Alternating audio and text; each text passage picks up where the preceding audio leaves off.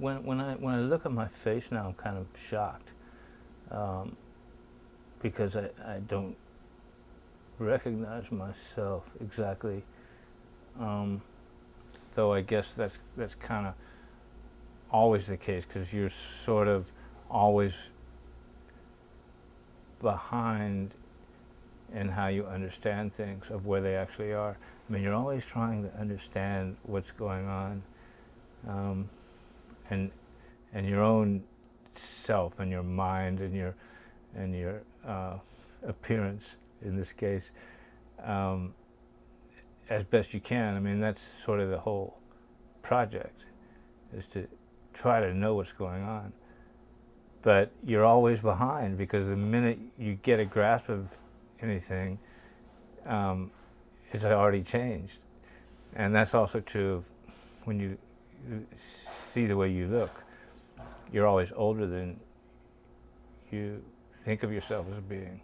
My first idea was, when we were planning to shoot me doing something for this, was basically I wanted to get my favorite outfits, and that's all I cared about. So I thought, this is a good chance to try out my new suit. And I actually have mixed feelings about it now that I see it, but it works. I'm okay with it. Something funny happened when I was describing it to my wife's mother. They all come from Cincinnati.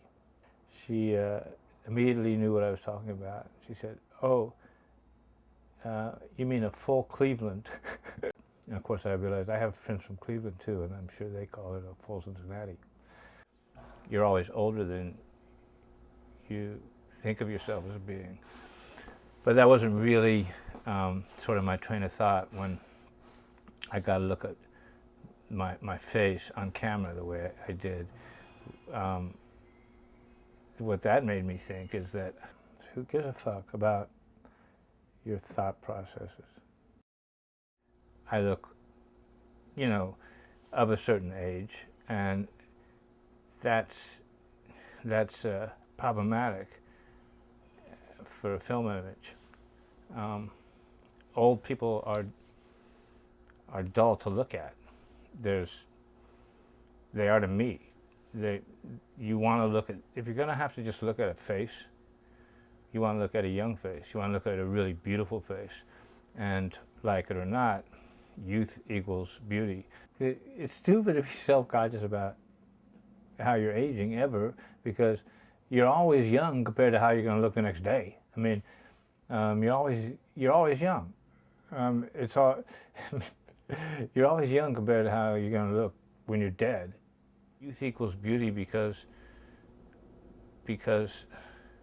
what's actually beautiful is what's sexually attractive. I mean the beauty of a person's face when I talk about beauty being sexual attractiveness.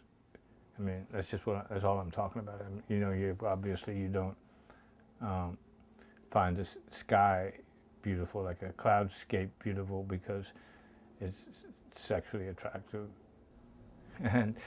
And pretty much sexually attractive means healthy. All the signs of beauty are basically interchangeable with signs of youth. It has to do with soft, smooth skin, tiny noses, strong jaws, voluptuous hair. Anyway, so it's just natural that if you're going to look at a talking head, you want that talking head to be something gorgeous, which means young. Only very recently have I started to wonder whether I might be losing some faculties. Though experience, just like in an athlete, experience can compensate for some of those other losses of quick reflexes and good memory and everything. But even though I always felt in my prime, I can remember the first time I felt old was when I was 22. because that's when I started my first rock and roll band. And I thought 22 is too old to be starting a rock and roll band. You're a teenager when you start a rock and roll band. Yeah, but then also, though I was 22, I did compensate for that by being world-class good from the beginning. But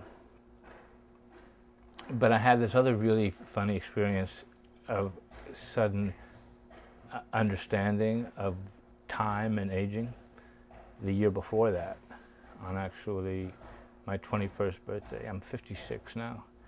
On my 21st birthday, I was doing acid with my girlfriend at the time, who was 14 or 15 years older than me.